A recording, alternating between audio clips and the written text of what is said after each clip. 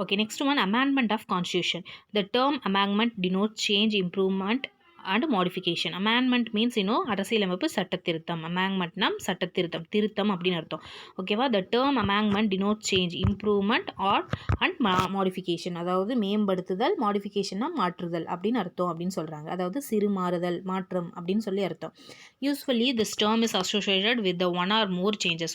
ஒன்றுக்கு மேற்பட்ட சேஞ்சஸ் நடந்ததுன்னா நம்ம amendment சொல்லுவோம் அப்படின்னு சொல்றாங்க. இது அரசியலமைப்பு சட்டத்தில் இதை அதிகமாக யூஸ் பண்ணுறோம் இந்த வேர்டு அப்படிங்கிறாங்க. Okay, made is constitution of country. நம்ம நாட்டில் சட்டத்திருத்தங்கள் கொண்டு வர இது ரொம்ப ஹெல்ப்ஃபுல்லாக இருக்குது. ஆர்டிகல் 368, அதாவது 368 அரசியலமைப்பு சட்டப்படி 20 part 20 deals with the powers parliament. அதாவது பார்லிமெண்ட்டோட பவர்ஸ் வந்து அந்த பகுதியில் சொல்லியிருக்காமா. அதாவது சட்டப்பிரிவு 20 சொல்லியிருக்கு அப்படிங்கிறாங்க. அதாவது 368 பகுதி 20 சொல்லியிருக்கு அப்படிங்கிறாங்க. ஓகேவா?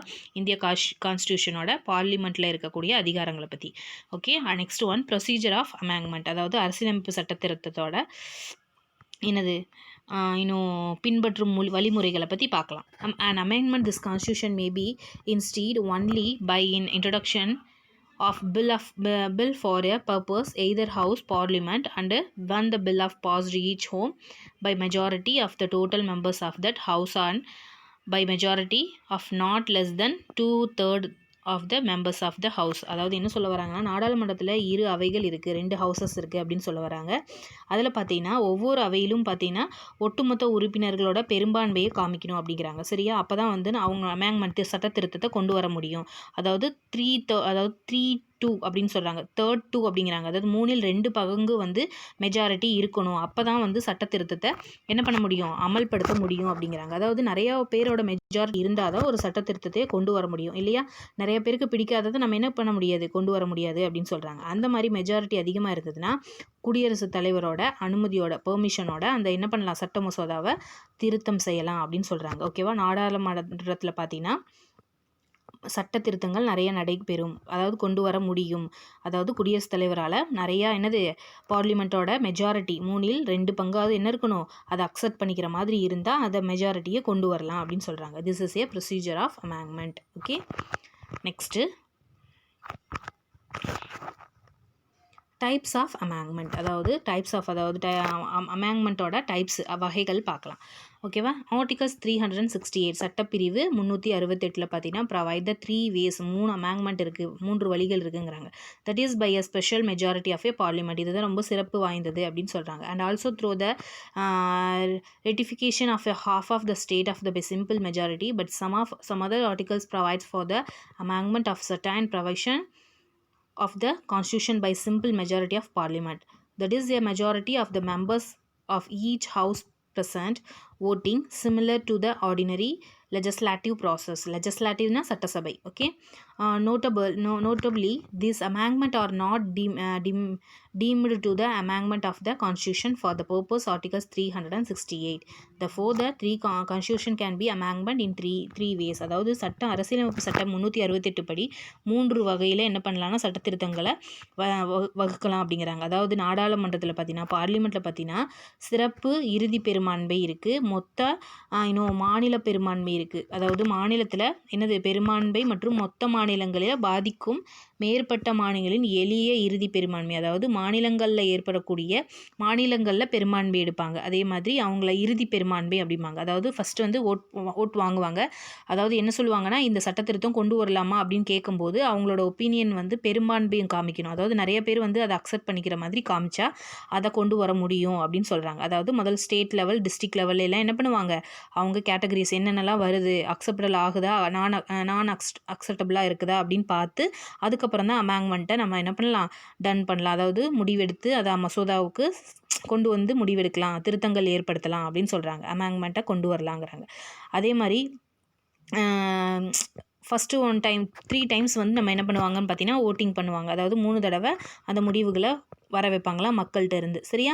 பெரும்பான்மை உறுப்பினர்கள் மூலம் சாதாரண சட்டமன்ற நடைமுறைகளை போல செயல்படுத்த திருத்தங்களும் என்ன சொல்கிறாங்கன்னா சாதாரண நடைமுறைப்படி கொண்டு வருவாங்களாமா சில சட்டங்களை. அதாவது மக்களோட ஒப்பீனியனை கேட்டு அக்செப்டபுளாக இருந்ததுன்னா அதை கொண்டு வந்துருவாங்க அப்படிங்கிறாங்க. அதே மாதிரி 368 பார்த்தீங்கன்னா சட்டப்பிரிவுப்படி இது வந்து ரொம்பவுமே ரேர் தான் இந்த மாதிரி நடக்கக்கூடியது அப்படின்னு சொல்கிறாங்க. சரியா?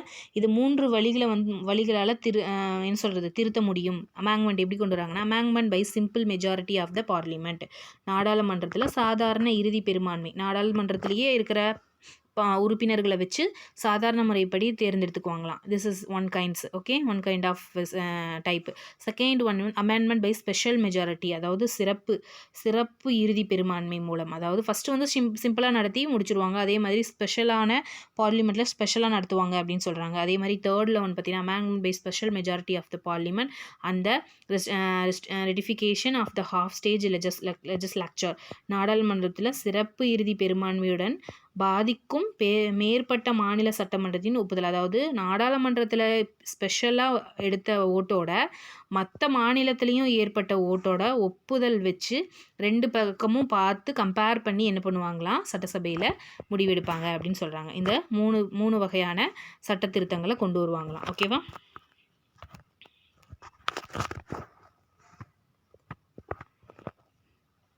Next one constitution reform commission. That means அரசியலமைப்பு சீர்திருத்த குழுக்கள் அப்படின்னு சொல்கிறாங்க. National commission to review the working of a constitution was set up by a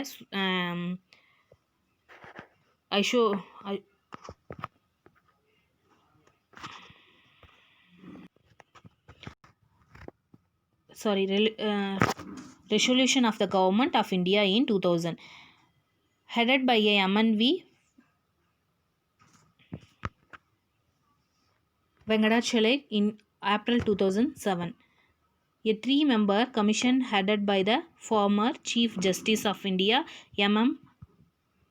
Panchachi was set up by the then government to take a fresh look at relatives role of the responsibility of various levels of government and their interrelations. That means என்ன சொல்ல வராங்க அப்படின்னு பார்த்தீங்கன்னா அரசியலமைப்பு சீர்திருத்த குழுக்கள் ஏற்படுத்தினாங்களாம். ஓகேவா?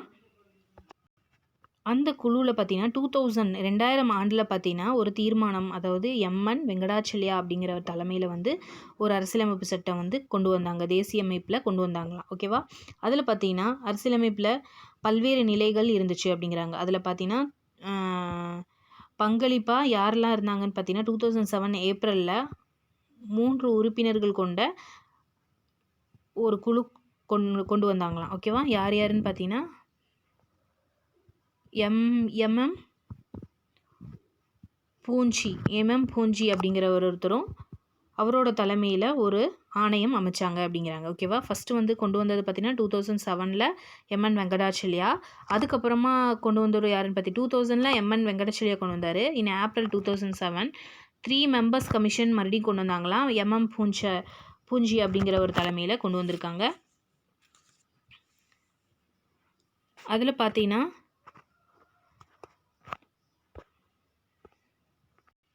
Okay, constitution reform வந்து எதுக்காக கொண்டு வந்தாங்கன்னு பார்த்தீங்கன்னா இந்தியா எப்படி இருக்குது, எதை தொடர்பு படுத்தி போயிட்டுருக்கு, எப்படிலாம் பங்களிப்பு இருக்குது, அதோட நோக்கம் என்ன, அதெல்லாம் ஆராயறதுக்காக தான் இந்த கான்ஸ்டியூஷன் ரிஃபார்ம் கமிஷன் வந்து கொண்டு வந்தாங்களாம். அதை ஃபஸ்ட் கொண்டு வந்த யாருன்னு பார்த்தீங்கன்னா M.N. வெங்கடாச்சலியா. மறுபடியும் 3 நபர்கள் தலைமையில் கொண்டு வந்தாங்க. அதுக்கு தலைமையை வகிப்பவர் யாருன்னு பார்த்தீங்கன்னா M.N. பூஞ்சி அப்படிங்கிறது அப்படின்னு சொல்கிறாங்க. ஓகேவா? This is a last video. First lesson is over. Civics first lesson is ஓவர்மா.